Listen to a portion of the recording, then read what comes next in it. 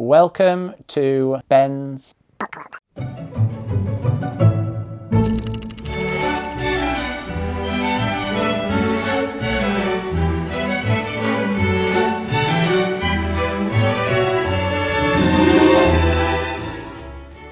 This week you will notice that I have on my running gear.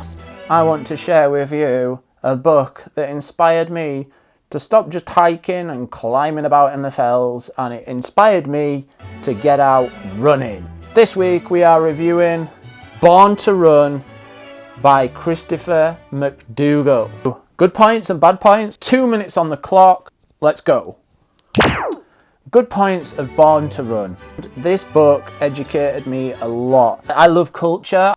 It was like really gripped me. Christopher Mc Dougall, he went to stay with a reclusive tribe called the Tarahumara Indians. Christopher Mc Dougall wants to learn about this running tribe, so he goes out there and he finds this guy, and this guy connects him with them, and it's really good. It's fantastic. The second good point is I was injured. A friend had read this book and he was like, read the book. I'd learned how to run wrong, and then I basically had to relearn how to run. And I found that as I relearned how to run, I had less injuries. It took my experience from moving slowly, doing the traditional mountain leader thing, to actually learning, oh, this ground's not actually that difficult to move over, I can go quicker. It really educates you in how foot works, how the leg works, and how we can, retrain ourselves to run. It delves into the technology in the shoes that we wear.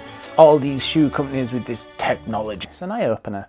However, that leads me on to my bad points. Christopher Mc Dougall is blatantly selling Vibram 5-finger running shoes. He's selling the barefoot style of running. Some people have things that are not right with their feet and their legs, and they need that extra cushion, that extra support. He's saying that's fine, but less is more. But he does heavily push Vibram 5 fingers. It's about culture, it's about health, and then sneakily buy these 5-finger shoes. Any other bad points about this? In summary, I think he captures the culture. I would recommend going and watching his TED Talks, and I'll put a link in the description below. Actually, it's really interesting. I recommend going and watching that because it gives you a more in-depth idea of what he's talking about.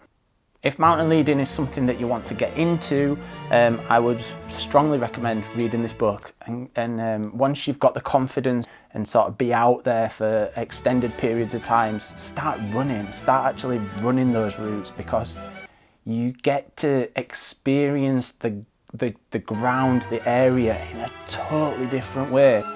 If you want to learn more about mountain leading and what's involved, I will put a link up here. If you would like to get this book, the link to in the description below, where you can go and purchase this book. That is it. I will see you next week on Wednesday.